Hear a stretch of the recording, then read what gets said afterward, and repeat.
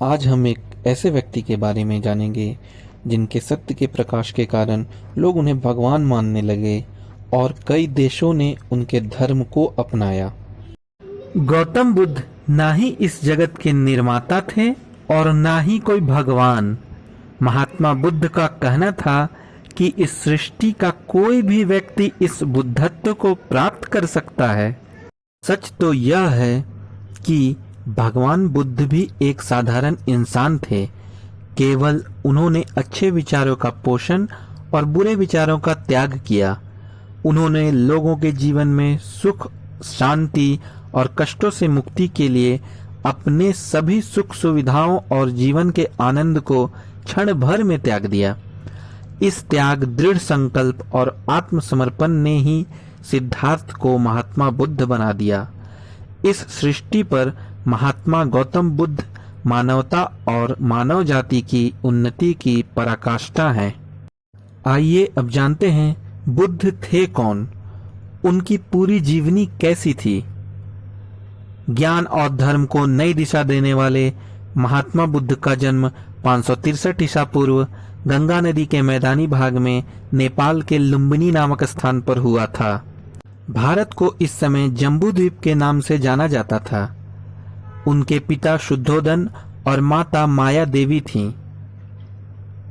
बालक बुद्ध का भविष्य जानने के लिए जब विद्वान और साधुओं को बुलाया गया, तभी उन्होंने बता दिया था कि यह बालक या तो एक चक्रवर्ती सम्राट होगा और पृथ्वी पर राज करेगा, या फिर बुद्धत्व को प्राप्त होगा।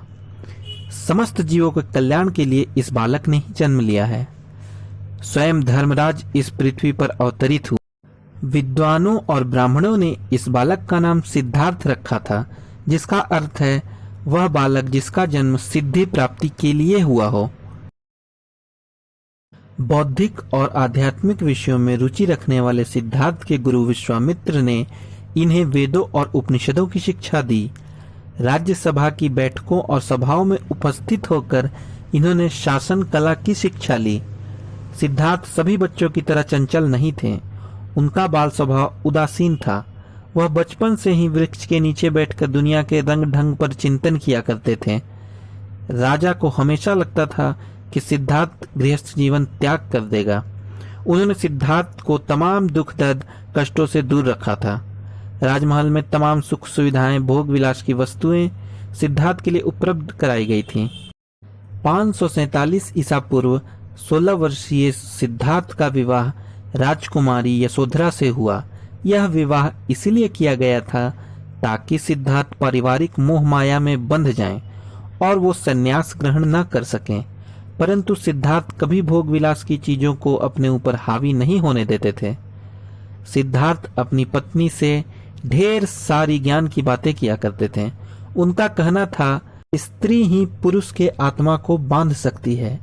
इसी बीच यशोधरा ने पुत्र राहुल को जन्म दिया। सिद्धार्थ महल में रहकर भी बाहरी दुनिया के बारे में सोचते रहते थे। कभी कभी वे महल के बाहर घूमने निकलते थे ताकि वे दुनिया को समझ सकें। एक बार उन्होंने रास्ते पर चलते एक वृद्ध कमजोर व्यक्ति को देखा जो झुककर चल रहा था। उसकी आंखें धसी हुई थी।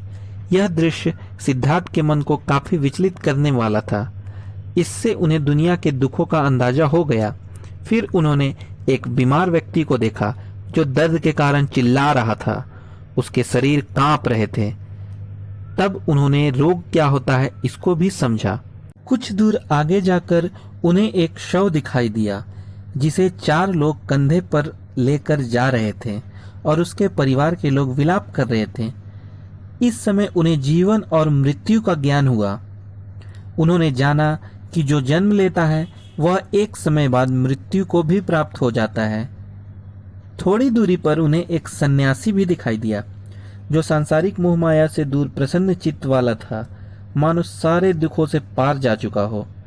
यह देखकर सिद्धार्थ ने संकल्प लिया कि वह मोह माया को त्याग कर संन्यास जरूर ग्रहण करेंगे। उसी रात्रि सिद्धार्थ अपनी पत्नी और पुत्र को छोड़कर जंगल की ओर सत्य की खोज में निकल पड़े ताकि दुनिया में सुख शांति स्थापित कर सकें। परम सत्य और शांति की खोज में वे गया के समीप उर्विल के जंगल में पहुंच गए। वहां उन्होंने 6 साल तक कठोर तपस्या की, परंतु उन्हें ज्ञान की प्राप्ति नहीं हुई।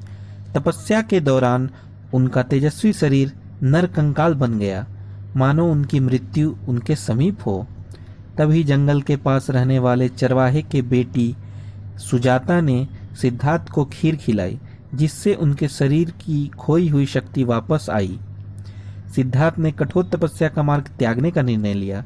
528 ईसा पूर्व पूर्णिमा की रात 35 वर्षीय सिद्धार्थ को पीपल के पेड़ के नीचे ज्ञान की प्राप्ति हुई। उस पीपल वृक्ष को ही बोधि वृक्ष के नाम से जाना जाता है। यह वृक्ष बोध गया में स्थित है। महात्मा बुद्ध का उपदेश मानव जाति के हित के लिए था। उन्होंने अपना पहला उपदेश सारनाथ में दिया था। यह वहां 5 मित्रों को सुनाई गई कथा थी। महात्मा बुद्ध ने सभी दुखों के कारण और निवारण के लिए अष्टांगिक मार्ग बताया तथा तृष्णा अर्थात इच्छा को सभी दुखों का कारण बताया। महात्मा बुद्ध ने अहिंसा का समर्थन किया, पशु हत्या का विरोध भी किया। महात्मा बुद्ध के उपदेशों का सार कुछ इस प्रकार है। महात्मा बुद्ध ने अग्निहोत्र तथा गायत्री मंत्र का प्रचार किया, ध्यान तथा अंतर्दृष्टि के बारे में सभी को जागरूक किया, मध्य मार्ग का अनुसरण करने के लिए कहा, 4 आर्य सत्य के बारे में बताया। उनका अष्टांग मार्ग सभी को ज्ञात है।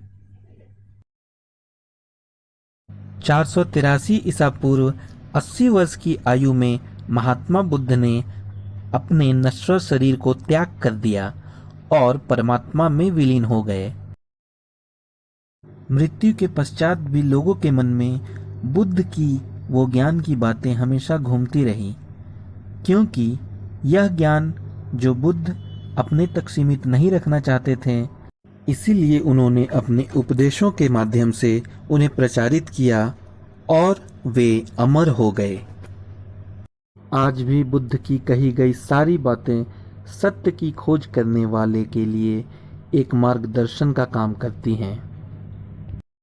आत्मनंदन स्टोरीज में आज हमने जाना बुद्ध के जीवन के बारे में। अगली वीडियो में ऐसे ही किसी महान विचारक के बारे में जानेंगे। वीडियो में बताई किसी भी बात पर संदेह हो तो उसका निरीक्षण अवश्य करें। सभी तथ्यों को अपनी बुद्धि से जरूर जांचें और परखें।